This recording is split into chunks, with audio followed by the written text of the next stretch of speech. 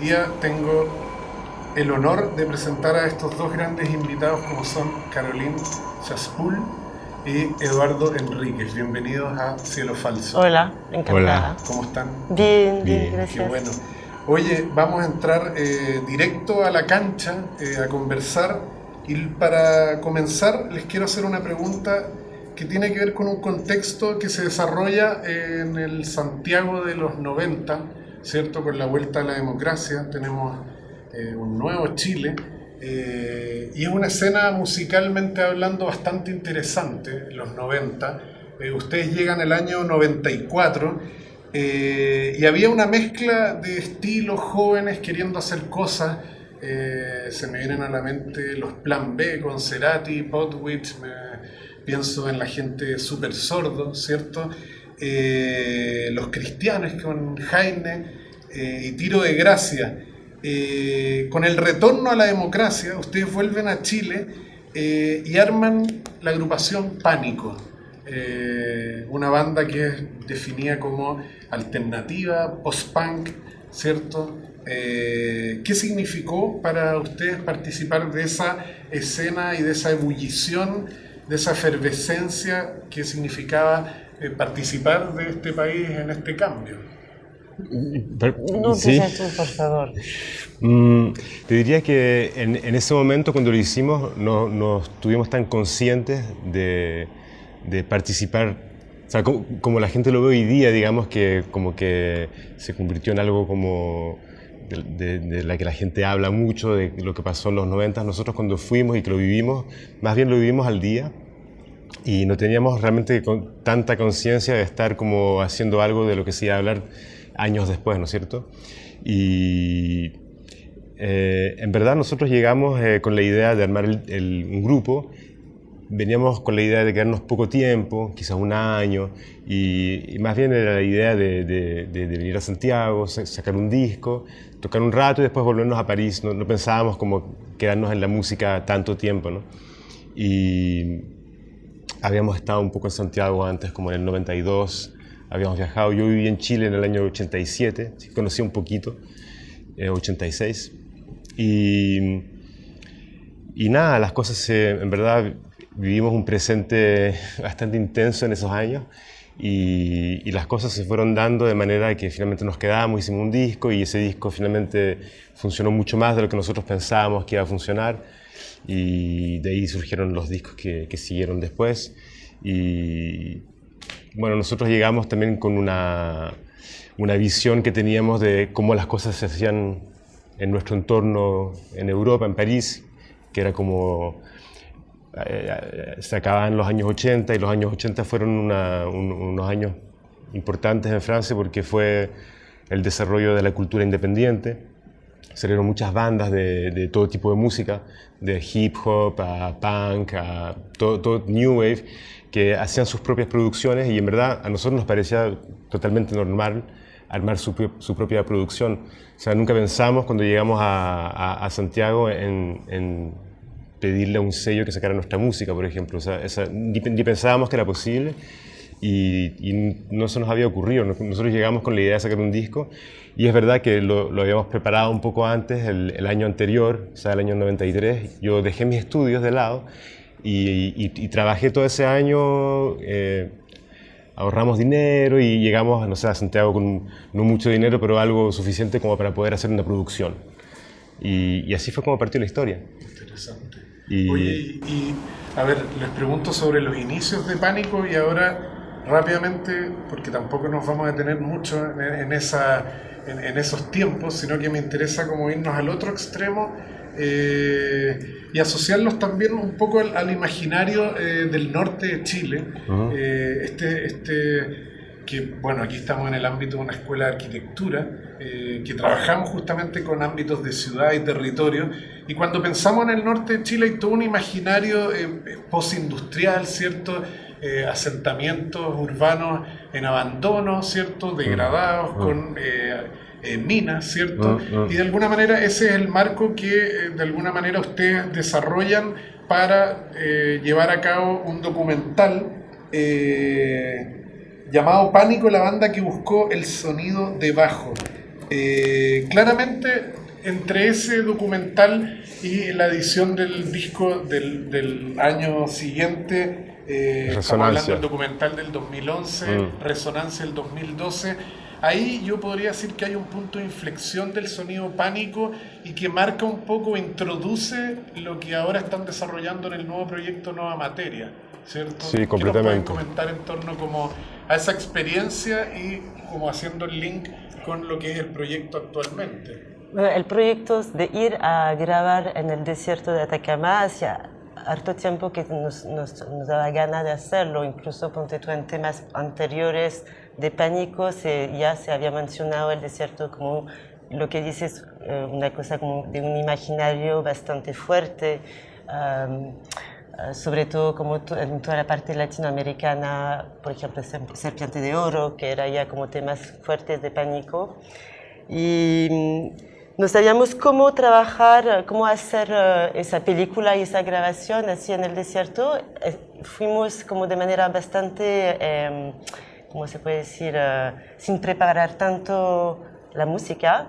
Y improvisado. Claro, decidimos ir a encontrarnos con el desierto y con las distintas etapas históricas de ese desierto, porque es verdad que Atacama vivió muchas cosas distintas, y trabajar sobre la historia, los elementos, obviamente, que da después el día a Nueva Materia, los elementos como naturales, pero también la parte histórica con, por ejemplo, las ciudades abandonadas, fantasma, estar dentro de estos lugares y poder sacar como elementos de sonido y utilizar también como la arquitectura de estos pueblos para hacer sonar, qué sé yo, dentro de una chimenea, por ejemplo, un tipo de sonido que uno solamente podía tener adentro de este tubo.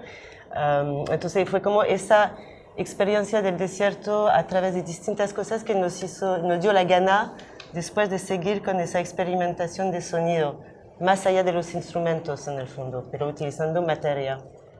Oye, continuando con esta idea, hay una definición que por ahí leí de ustedes que, asociado a estas prácticas sonoras, definen como una creación en un ambiente telúrico y mineral. Efectivamente, sí. Ese paisaje del norte está muy asociado a eso.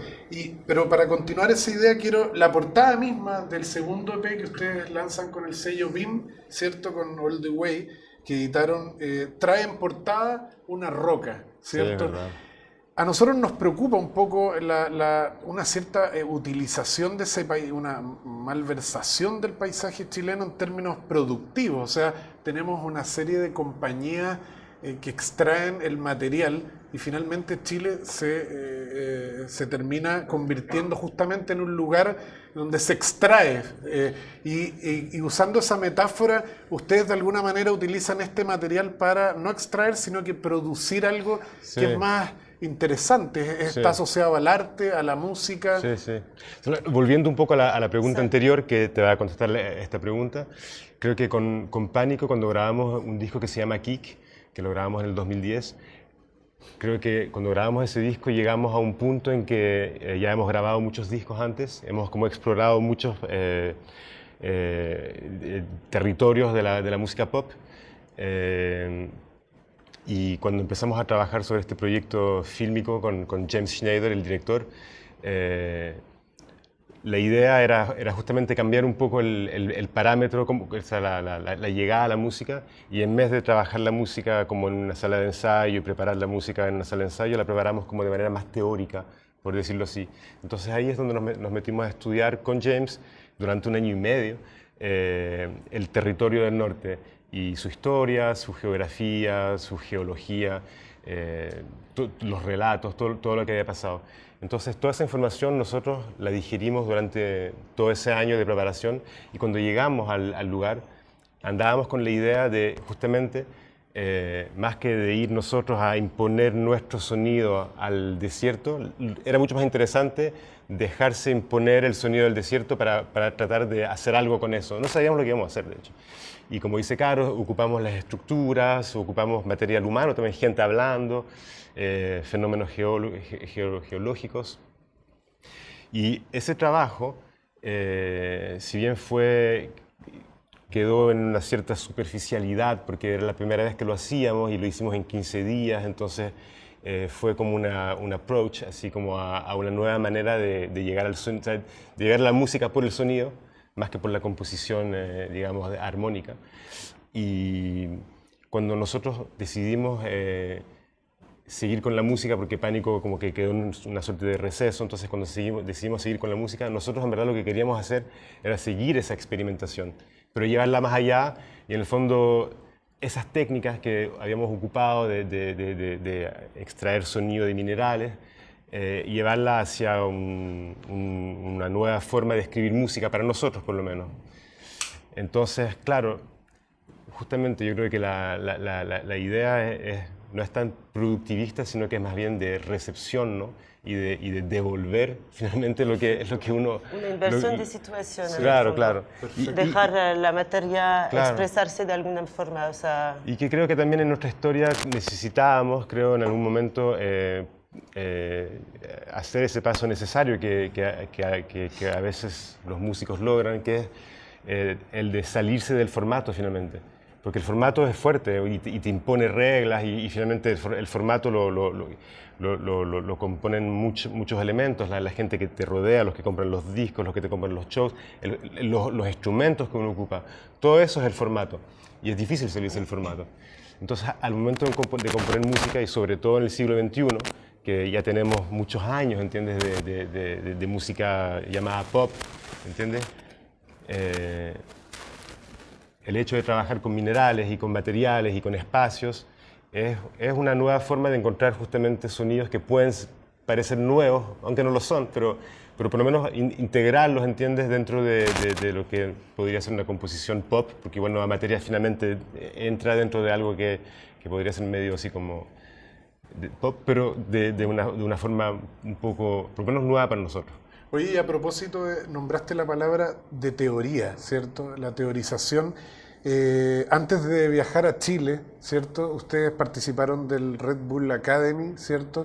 Y de una performance sumamente interesante donde tuvieron la participación y colaboración de la Etitia, de Stereolab y de Tristán García. ¿Qué nos pueden contar a propósito de teoría y de estas como colaboraciones abiertas de este...? Justamente está ligado a lo que acaba de decir Eduardo, es decir, que la obra, que está escrita por un filósofo y escritor de novela también, que se llama Tristán García, que es francés, que es un joven escritor, se llama del punto de vista de las piedras. En Ese francés, es el por título, favor. du point de vue des pierres.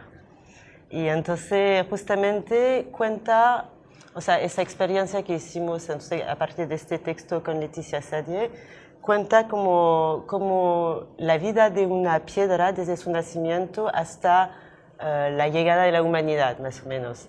Entonces, como es para relativizar también, o sea, era una manera para nosotros de mostrar la fuerza que puede tener una piedra, por ejemplo, pero podría ser otro elemento, en comparación con la humanidad y finalmente hasta qué punto el tiempo finalmente a nosotros nos da límites que son mucho más cortas que elementos como tan simples como una piedra, y cuenta un poco como las distintas etapas, los cambios de químicos, lo que acabas de decir, físicos, etcétera, de esta piedra a través de esta musicalización que hicimos con Leticia y Tristán. Perfecto, interesante. Oye, y voy a variar un poco y vamos a dejar las piedras de lado.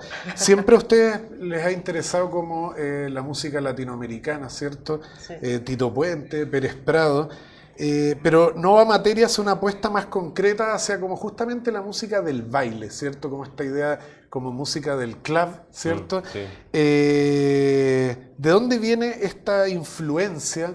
¿Cómo los marca el haber sido en su primer EP, editado por Kill the DJ, el sello francés, y haber trabajado con Chloé, ¿cierto?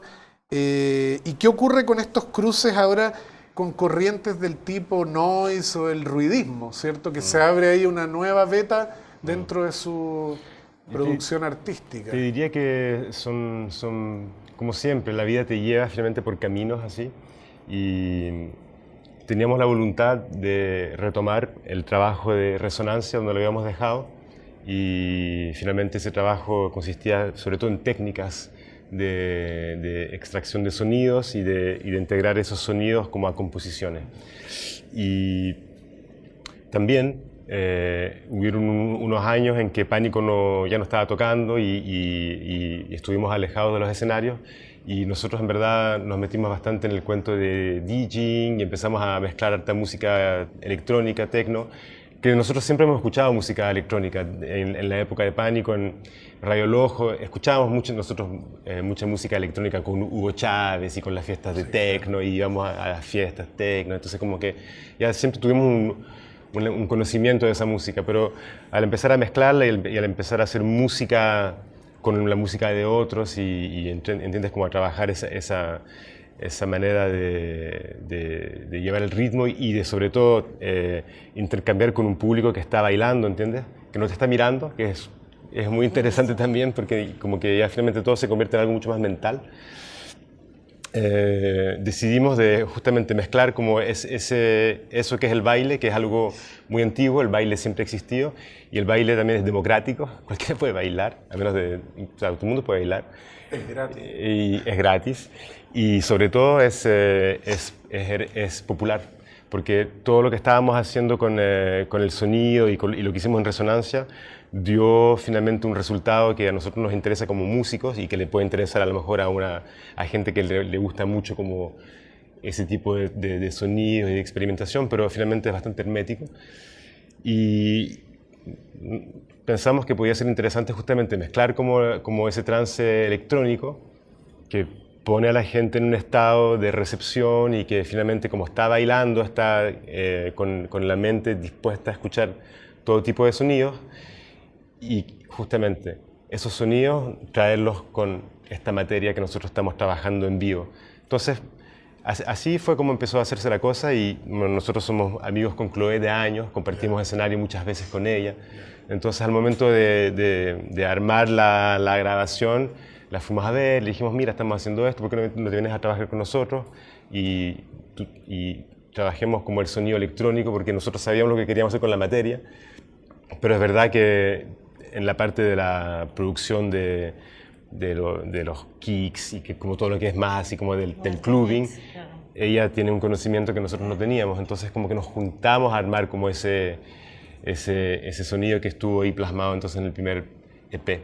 Oye, ¿qué pasa hoy día en París? Porque la escena electrónica francesa nosotros nos llega en Chile con Daft Punk en el 2000, después algo de Justice hay, ¿cierto? Y para ustedes hoy día estar funcionando en lo que parece ser como un ámbito como de primer orden en tema electrónico. ¿Qué hay ahí? Hay mucha diversidad, Hay muchas mezclas también, ¿no? se está volviendo a pasar, Claro. porque dejó de pasar durante, te diría, del 2005 al 2010, estuvo medio así como, no pasó tanto, pero ahora te diría que están saliendo cantidad de proyectos súper interesantes, y sobre todo ya hay un punto de vista que es el punto de vista del siglo XXI, y realmente como que se siente que todo el mundo está tendiendo a escribir la música que va a ser la música de nuestro tiempo. Y de otra forma, o sea, se siente Y mucho, de otra forma, mucho como eso, o sea, lo que acabamos de contarte sobre Nueva Materia, su manera de componer, de no pensar necesariamente en formato estructural, yo creo que es algo bastante,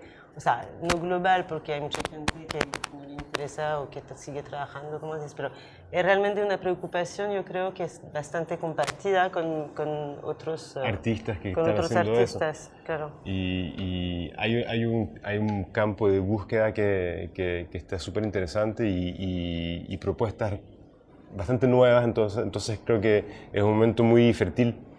Y no solamente en Francia, creo que te diría que en Europa en general está pasando eso bastante fuerte. Yeah. Oye, sí, porque me pareció desde hace un tiempo atrás que cuando hablábamos de referencias, todo el mundo hablaba o del Afrobeat, ¿cierto? Fela Kuti, o del krautrock. Ahí había como...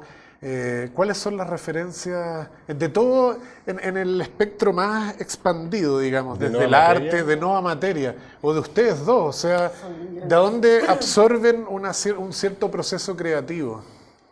Te diría que París es una ciudad que propone mucho, Entonces son exposiciones, películas, libros, música, gente, la calle, todo es materia para Escuchamos mucha música, mucha música o sea, antigua, no necesariamente de hoy, o sea, como que hay... de todo tipo. Son momentos de como que no... Pero algo, a ver. Algo. Una citación. Como que quieres un nombre de grupo Nombre. así. Que estás sí. escuchando algo que te haya, de alguna manera, no tiene que ser actual, sino que... Ya, yo te diría que en general música del mundo, así como no me gusta mucho esa palabra porque es como es así como, pero digamos música que viene de Asia, música que viene de África, música que viene bueno, de diferentes lugares. A nosotros nos interesa sobre todo la organización rítmica de la música, como las que... cosas cíclicas, como ser... Steve Reich, también ya pasamos bueno, nuestro momento Steve Reich. Empezamos, yo creo que entramos, cuando hicimos Resonancia estábamos como muy metidos como en eso y de ahí empezamos a pasar a otras músicas, O sea, ir a buscar... escuchando música como que son más bien ligadas al trance de alguna forma. Sí. Eso como de los Sí. ciclos, de las cosas que se repiten, de los sonidos que se van mutando de a poquito, como cosas más bien así de ese estilo, digamos. Pero de todo, o sea, ese tipo de composición existe a todas las épocas y bajo todo. Lo que escuchamos poco es algo, casi nada, es como pop o cosas así, como que eso no nos interesa tanto, pero más bien como músicas largas que se desarrollan, pero muy abiertos en verdad, música clásica. Oye, y para finalizar, también un poco como abriendo el... A mí me encanta mucho el trabajo de Kurt Schwitter, este personaje que realizaba collage, ¿cierto? Los Merz, el Merzbau. Y de alguna manera la asociación que yo puedo hacer con el trabajo que hacen ustedes a partir de una serie de máquinas es algo muy similar a un Merz, ¿cierto? Que uno va una suerte de collage sonoro, donde además aparecen estos elementos ciertos geológicos de los cuales recién hablábamos. Antes de pasar, ¿qué nos van a mostrar hoy día y de alguna manera a través de qué set análogo digital trabajan ustedes? Porque es bastante bonito, no sé, hoy día esto que cuelgan, los tubos, las piedras. ¿Cómo explican, digamos, ese set? Yo te diría que todo lo que tocamos está llevado hacia la percusión. Todo es percusión. Y todos los instrumentos que tocamos o los inventamos o los sacamos de su función primaria para llevarlos hacia otra función. Entonces nos dividimos en dos. Entonces Carolina tú trabajas más bien como todo lo que es texturas, piedras, fierros. Como la materia. Tú también tienes materia. Yo trabajo básicamente con una guitarra que puedo percutir, que la ocupo de manera plana, como una superficie generadora de sonido. Y tengo mis efectos que me permiten generar sonidos muy rítmicos o más bien melódicos. Tengo una afinación que también la inventé y que como que me sirve para un poco todo lo que quiero hacer. Y hay una base rítmica que nosotros programamos antes, pero que vamos cambiando la secuencia en el fondo, y que son abiertas. En general no está muy escrito, es como medio así como que nos vamos mirando. Son momentos cuando cachamos que queremos pasar a otro cosa. Momento, ahí puff, se cambia y vamos cambiando así. Entonces vamos generando como materia, es como una especie de magma vivo que lo tenemos ahí los dos y cuando sentimos que hay que pasar a otra cosa, pasamos a otra cosa. Es bien recreacional, en todo caso. Oye, les agradezco mucho. Un placer. Pero de nada, un gusto. Muchas gracias. Bravo.